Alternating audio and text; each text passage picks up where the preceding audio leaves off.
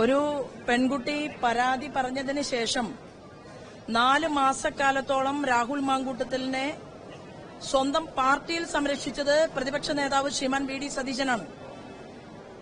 എല്ലാം അറിഞ്ഞിട്ടും ഒന്നും അറിയാത്ത ഭാവത്തിൽ കോൺഗ്രസിനകത്തുള്ള ഒരു ലീഡർഷിപ്പ് തന്നെ രാഹുലിന് സഹായഹസ്തങ്ങൾ ചെയ്തു കൊടുക്കുകയായിരുന്നു എന്നുള്ളതും കേരളത്തിലെ പൊതുസമൂഹത്തിന് ബോധ്യമായി. അതിനുശേഷം കേരളത്തിന്റെ ആഭ്യന്തര വകുപ്പ് മന്ത്രി, മുഖ്യമന്ത്രി കൂടിയായിരിക്കുന്ന നമ്മുടെ കേരളത്തിൽ പോലീസ് സംവിധാനത്തെ ഉപയോഗപ്പെടുത്തി കൊടുത്തുകൊണ്ട് ഒരു രീതിയിലും രാഹുലിനെ അറസ്റ്റ് ചെയ്യില്ല എന്നുള്ള സാഹചര്യം കേരളത്തിൽ ക്രിയേറ്റ് ചെയ്തു.